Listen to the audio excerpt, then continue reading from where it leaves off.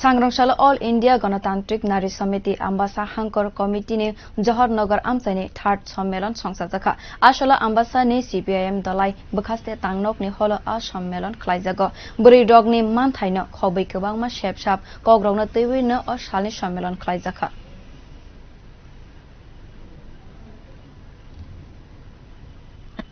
অবশ্যই নারীদের ভূমিকাটা আমরা সবার আগে প্রাধান্য দিই যে আজকের যে মানে আমাদের অঞ্চল দ্বিতীয় জহরনগর অঞ্চল সম্মেলনে আমরা যে উদ্যোগটা নিয়েছি যে নারীদেরকে আরো এগিয়ে নিয়ে যাব আর নারীদেরকে নিয়ে মানে আন্দোলনটা আরো দৃঢ় করব যে